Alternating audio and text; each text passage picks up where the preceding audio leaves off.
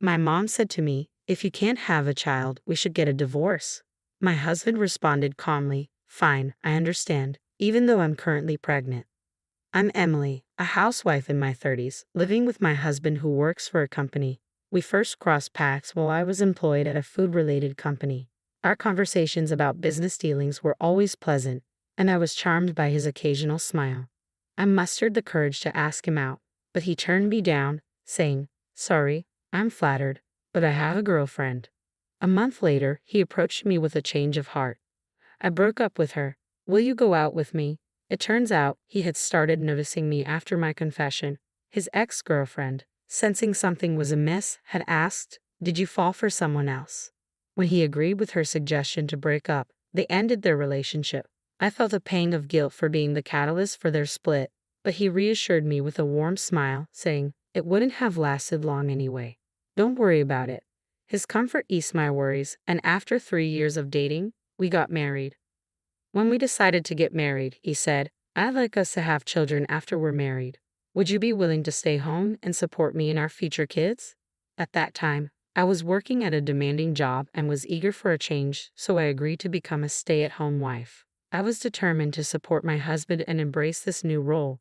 The transition from a working woman to a housewife was challenging, but it was worth it for the joy of our newlywed life. Every day felt blissful, and the absence of any issues with my mother-in-law was a significant relief. Her house was only a 10-minute walk from our apartment. I initially worried about frequent visits and potential intrusiveness, but my fears proved unfounded. My in-laws were incredibly kind and supportive. Whenever I had a question, they made the effort to visit our home and explain things thoroughly. Despite our difficulties in starting a family, they were always understanding. My mother-in-law even told me, "You're more precious to me than a grandchild. I've always wished for a daughter since our family only had men. Please let me continue to cherish you like my own daughter." I adored my mother-in-law and trusted my quiet but dependable father-in-law.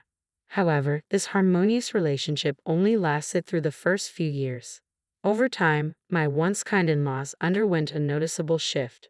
My father-in-law became increasingly reserved, while my mother-in-law's demeanor changed drastically. Perhaps it was her true nature all along.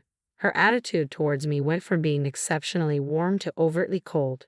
She has become quite harsh, frequently visiting our home, especially when my husband isn't around, and constantly nagging me about when we'll finally have a child. "It's your duty as a wife," she insists. This contrasts sharply with her previous attitude, where she once told me, "Children are gifts from heaven. They'll come in their own time, so don't rush." Now, she compares me to other families, adding pressure with remarks like, "The lady next door just had a baby, and the one next to her is expecting. What about you?" Despite her persistent pressure, it's been fruitless without my husband's involvement. He initially wanted children, but a year into our marriage, he lost interest. Even when I attempted to initiate intimacy, he would decline with excuses like, "I'm too tired, maybe another time," or "Don't bother me while I'm gaming." Despite discussing my struggles with my mother-in-law, she remained unsympathetic and continued to pressure me for a grandchild, only adding to my stress each day. Overwhelmed by her demands, I confided in my husband about the increasing pressure to have a child. He agreed to try for a baby with me, saying, "I don't think we need to rush." Despite our efforts, I didn't become pregnant. My mother-in-law continued to blame me, insisting, "It's because you're not trying hard enough." My son is not at fault at all. I even wondered if her constant criticism was making it more difficult for me to conceive. Unable to handle the mounting pressure, we decided to seek fertility treatment. I hoped this would finally ease my worries, but another issue emerged: my husband's behavior. Since we began the treatment, he became distant and cold, retreating to his room to play games after work and ignoring me when I tried to talk. This was difficult enough, but his frustration with my spending on crafting materials and his increasing volatility added to my distress. Whenever I stood up for myself, he would snap, "Who do you think allows you to live this way? You're just a housewife," and continued his selfish behavior. Even though I had quit my job at his request, he refused to acknowledge or address my concerns. One day, I came home to find him playing games during his usual work hours. I asked, "Aren't you going to work?" He simply replied, "I quit." He had resigned from his job without informing me. Shocked, I asked why, but he only grew angry, snapping, "It's none of your business." I was appalled by his response, but there was nothing I could do about a job he had already left. Initially, I wasn't too worried about finances, thinking we could get by with unemployment benefits and our savings. However, stress quickly mounted as my husband showed no interest in finding a new job. After quitting, my husband began spending all his time at home. I wished he would get out more, but he preferred to stay indoors, only venturing out to buy cigarettes. Our time together has increased significantly since he stopped working. At first, this seemed like an opportunity for more closeness, but it quickly turned sour. Just like with my mother-in-law, the constant proximity to my husband, whose attitude has shifted from warm to cold, has led to frequent arguments.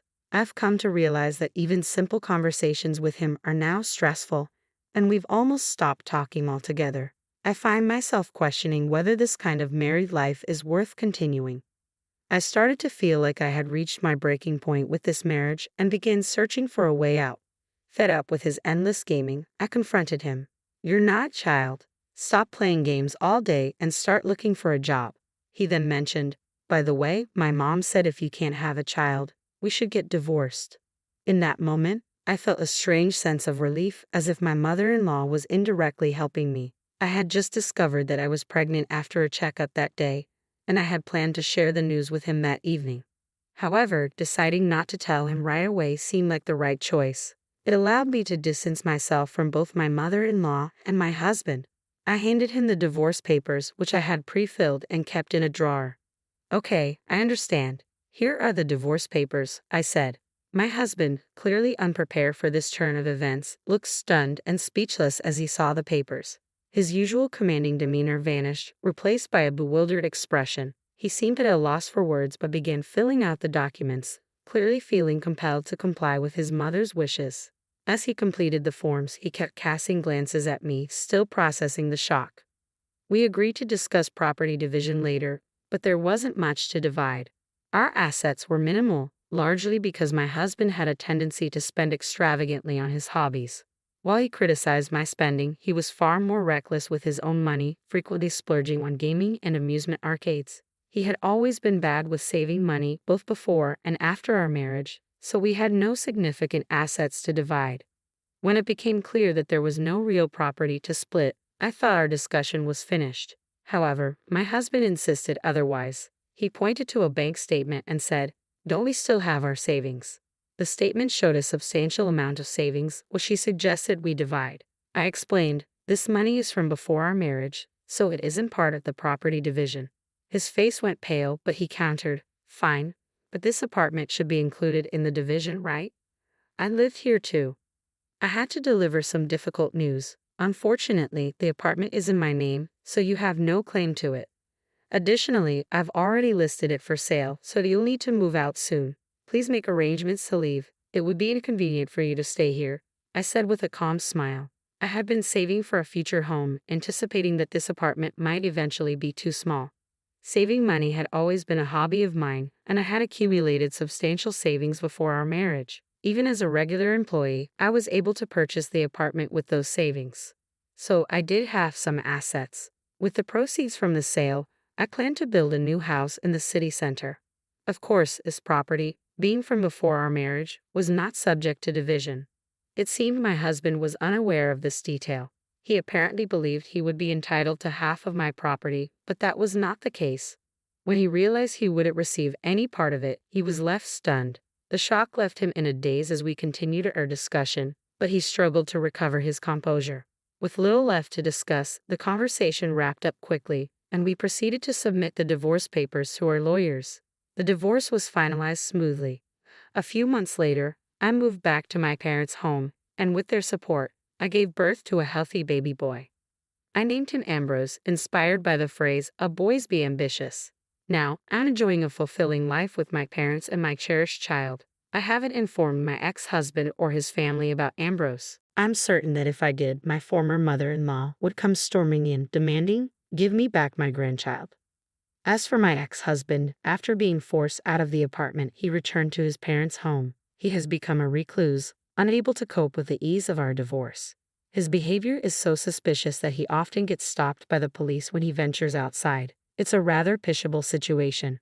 I later discovered that his decision to quit his job stemmed from deteriorating work relationships. It turns out my ex-husband was disliked at his company for his constant bad-mouthing, particularly by his female colleagues, and eventually, everyone began to ignore him.